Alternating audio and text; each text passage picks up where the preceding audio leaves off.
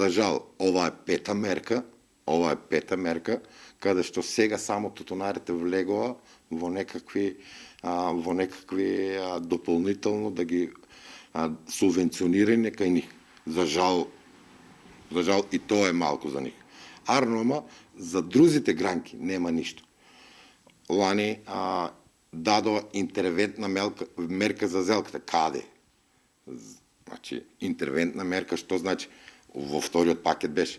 Значи, денес завршуваме, за 30-50 дена треба да бидат исплатена. И тоа го нема. Значи, тоа не е интервентна мерка. Земеделицо е на работ на овие моментални месеци, јануари, февруари, март, на работ на екзистенцијата. Овде сега треба да се интервенира. Овде треба да се дадат интервентни мерки. Пошто во Македонија има 70, во Струмичкиот регион има 70 домаќинства кои што се градинари. Еве некој нека каже еден дали е добил интервентна мерка. Нема. Никаде во пакетот не сме ние влезени за она интервентна мерка. За жал, сме оставани на работ. Сами да се снаоѓаме.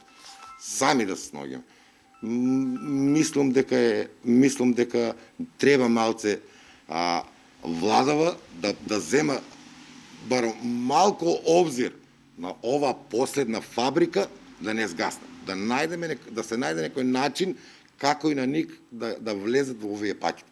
Па сега 160 милиона евра. Не се малце пари да се пуштат во економијата. Ама се некаде кредити, да ги кредитираме. Значи, у овие пакети никаде не е спомнен на аграрот. Да не зборам за тутунот сега.